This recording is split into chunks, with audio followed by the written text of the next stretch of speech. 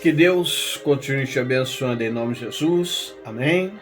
Sou o pastor Erval. Esse é o nosso programa Edificação. Se você não é inscrito, por gentileza, esteja aí se inscrevendo, participando, deixando seu like, ativando o sininho, para ajudar a gente a alcançar muitas vidas ainda para a glória do nosso Deus. Amém? Nós estamos nesses vídeos atuais falando sobre avivamento.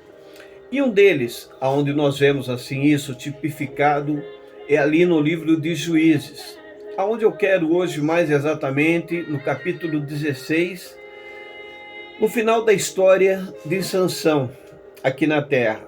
Nós sabemos que nesse período, o tempo dos juízes, Israel era vira e mexe subjugado como consequência dos seus pecados por alguma nação. E nesse tempo era os filisteus que estavam dominando sobre eles.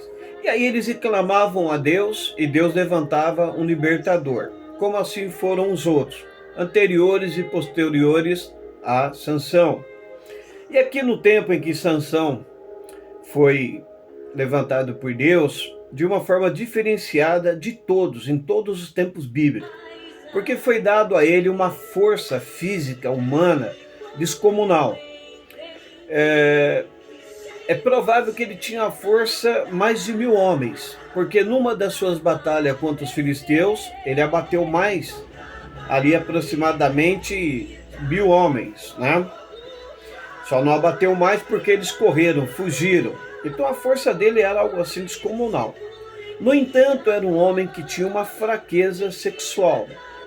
E assim teve alguns casos. Por último aqui, era com Dalila. Particularmente nos estudos e pesquisa que eu fiz, eu vejo que Dalila era uma mulher muito mais tendenciosa à prostituição do que uma pessoa de caráter. Porque quando os filisteus descobriram que não tinha como mesmo derrubar Sansão e que ele estava envolvido com Dalila, eles contrataram ela por dinheiro para que ela descobrisse o segredo da força de Sansão. E aí então a relação dela com Sansão era simplesmente visando dinheiro. E o nome dela na raiz hebraica é Langor, que quer dizer uma pessoa sensual. E a Bíblia diz que ela até faz aqui uma representação satânica, porque constantemente, depois da proposta dos filisteus, ela faz de tudo para descobrir qual era o segredo de Sansão, a sua força. Infelizmente, o que nem todos cristãos mantêm a sua guerra em Cristo Jesus, firme na fé, na oração, na vida com Deus. Até que então, diz aí a Bíblia, que Sansão contou para ela que ele tinha o voto de Nazireu e que, se ele também tivesse o cabelo raspado, ele voltaria a ser um homem normal, comum, como qualquer outro. E aí então o versículo 19 diz que Dalila o fez dormir. E provavelmente ela o levou para um momento íntimo, e está ele ali tendo uma relação com ela, achando que era fruto de um amor, mas não. Era somente do interesse financeiro e traição, desejo de morte dele. E aí, quando Sansão, esgotado, cansaço, dormindo o sono da morte, como fala Salmo 13, verso 3, a Bíblia diz que ela chama homens para cortar o seu cabelo. E é interessante como é que uma pessoa tem a cabeça raspada nesse tempo tão primitivo e não acorda.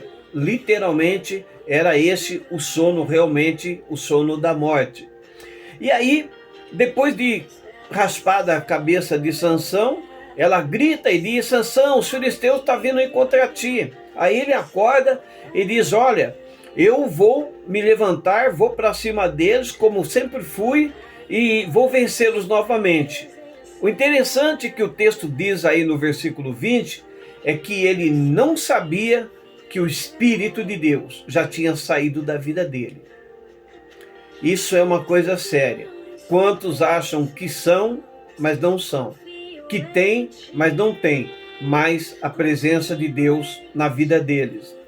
E assim, ele, achando que está com a glória de Deus, vai para a guerra novamente contra os filisteus, mas ele está fraco, mortal, um homem comum. E aí o verso 21 diz que eles arrancaram os 2 olhos deles na hora e fizeram descer a Gaza, amarraram com 2 cadeias de bronze e punha ele para virar um moinho no cárcere. Primeiro, gente, arrancaram os olhos dele, para que nunca mais enxergasse, consequência de ter perdido o Espírito de Deus. Também fizeram-no descer a Gaza.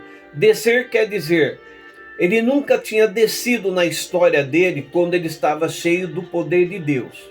Mas agora ele desce, colocado num cárcere, aprisionado, estava amarrado, consequência ao perder o Espírito de Deus. E virava um moinho no cárcere. Isso daí é uma pedra no chão, um pau grosso no meio e outra pedra, de uma forma oposta, sobre a outra. Quer dizer, ele rodava, nunca saía do seu lugar, porque não tinha mais a glória de Deus. Assim, semelhantemente, amados, é a história de muitos que começaram bem, foram chamados para serem grandes homens, mulheres de Deus no reino do Deus vivo, mas infelizmente hoje estão cegos, sem a glória de Deus, nas cadeias da vida, nas prisões do pecado, rodando e nunca sai do seu lugar.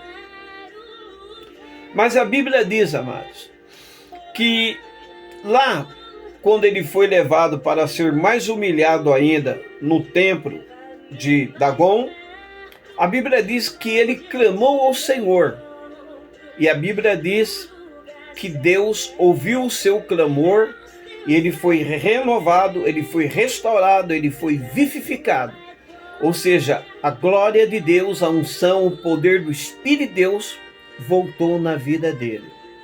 Se você me vê e você me ouve neste momento, é porque Deus está te dizendo, sai desse cárcere, sai desta prisão, vem para mim, que eu posso perdoar, eu posso curar, eu posso renovar, eu posso te restaurar, te reviver e encher você do Espírito Santo novamente.